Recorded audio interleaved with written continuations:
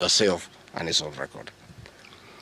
We want to advise you that the one-term movement is not getting you out of power outside the Constitution. Mr. President, nobody wants to throw you. Nobody wants to overthrow your government. Nobody wants you out of power through unconstitutional means. Mr. President, I and the people we work with are on record. We want you to remove you from State House through the ballot in 2027. This narrative you are creating that there is an attempt to overthrow your government is for you to have the opportunity to use the Terrorism Act to profile communities and to persecute leaders who are opposed to your administration. Please relax. We want you to serve your one term. Nobody wants you out of government unconstitutionally. Nobody has any plan to overthrow your administration, Mr. President. We want to face you on the ballot in August 2027. So just relax and stop crying wolf that anybody wants you out of office unconstitutionally. There is no leader here who is planning a coup, and none has the capacity. And nobody is interested. The leaders in this country, and indeed 95% of the Kenyan population, want to humiliate you at the ballot. They relish that moment. None of them would want you to go out through any other method, unless, of course, you decided to resign on your own volition. So please stop creating this narrative. This narrative is to enable you to use anti-terrorism law to persecute leaders and to persecute the Kikuyu community. If you speak out online, Mr. President, you want to use the Terrorism Act to harass people. If you dare challenge your administration, you want to use the Terrorism Act to deal with people who are opposed to your administration. My fellow Kenyans, let us not be deceived. William Ruto has stripped away even the pretense of democracy. What we are witnessing is not the rule of law, but the rule of fear. This is not the behavior of a government that serves its people. This is the machinery of outright dictatorship. Finally, I want to announce to the people of Kenya that tonight I will be traveling to the United States of America to talk to the Kenyans in diaspora and the international community about the state of the nation. I would have wanted to stay in the country at this very difficult time when our people are under siege, but I have engagements that I'm not able to postpone.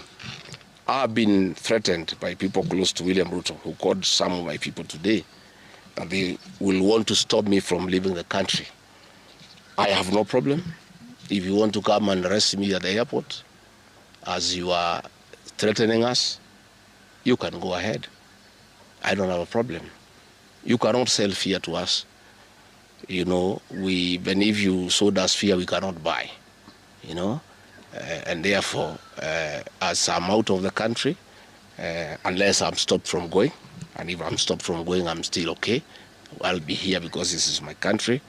We have made sufficient arrangements with other leaders in the united opposition to create a pool of lawyers to come in through for our young people who are being persecuted on trumped-up charges of terrorism.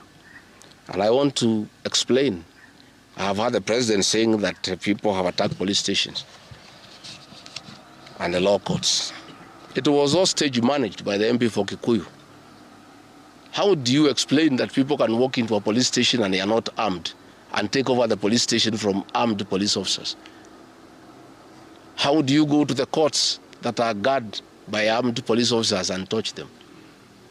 All these attacks of vital installations were stage managed by William Ruto through Kimani Ichung'wa to create the opportunity to prefer charges against people using the Anti-Terrorism Act. That is the reality. So nobody has attacked any police station. They were all stage managed by government. And what is happening is history is repeating itself. This is exactly what Moi did in the 80s against the Kikuyu community. After the abortive 1982 coup, he used sedition laws and the clandestine Mwa Kenya movement to profile the community and hold people into court, and they'll be taken by Bernard Chunga after 5 p.m. This is history repeating itself. I want to ask our people to be calm, to be cautious, and to be strong. I want to appeal to our young people, the Gen Zs. Looking at the scenario of what is happening and what William Ruto has planned, I want to ask my children, my sons and daughters, to consider applying the next onslaught against President William Ruto by getting IDs and registering as voters so that they can deal with William Ruto on the ballot. Because I fear for them. Anytime they go out to the streets, they are killed like chicken. I would like to ask these children, we would like to live with them, we would like to see them grow. And when we look at the desperation of William Ruto and the brutal force he is using against these children and the use of state militias to attack them, I would like to plead with them to consider, to join us, we in the opposition, by registering as voters. And in 2027, we'll be able to get rid of President William Ruto. William Ruto, finally, let me ask you a question.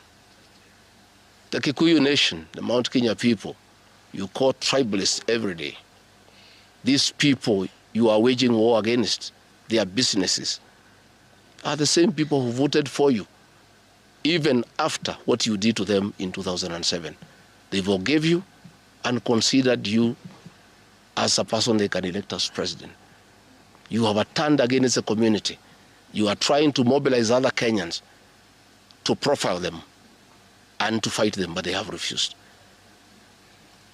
These same people from Mount Kenya have the capacity to support somebody else. It must not be you. And they proved that they are not